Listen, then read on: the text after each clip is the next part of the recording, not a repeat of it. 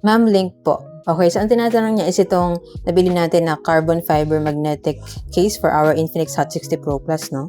So this one, magnetic siya, kaya meron siya mag-safe circle sa likod. Pwede mo siyang lagyan ng mga magnetic accessories, alright?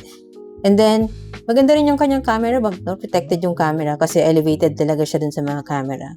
Tapos, aside from that, precise din yung mga cuts niya. Kita lahat ng buttons, yan yung mga ports, yan kita lahat. Tapos, meron pa siyang grip assistance dito sa gilid, no? So, anti-slip siya. And then, anti-fingerprint din siya, of course, because of the carbon fiber na texture niya dito sa kanyang back. Ayan. And then, of course, meron din siyang holes for lanyard.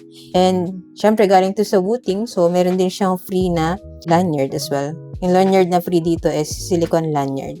Ayan, mukha naman siyang matibay. Ayan. Tapos, nung dumating siya, nakabox, so kung ipareregalo nyo to, maganda siyang idea na pang gift since mukha siyang premium talaga tingnan. Tapos yung sa harapan niya, mas naka-elevate ng konti sa screen. So, mas protected yung phone natin if ever na mabagsak natin siya na pagganyan. Since ma-absorb nung mismong case yung impact ng pagkakabagsak. Yan. Pero suggest ko, maglagay pa rin kayo syempre ng screen protector. Ito nakalagay sa akin is hydrogel since mas gusto ko talaga hydrogel pag ganito mga curved screen para hindi umaangat yung gilid niya. Yan. And sakto fit niya dun sa natin sa phone. Hindi naman umangat yung hydrogel nung nilagay ko yung case since sakto naman yung pagkaka-align ko sa hydrogel nung in-install ko siya. Yan. So, itong sa akin is color purple. Meron din siyang color black na version. Yan. So, kung gusto mo rin na ganitong case, sir, check mo na lang dyan sa Yellow Basket. Diyan ko nabili yung sa akin para same quality and legit store din yung mapagbili mo.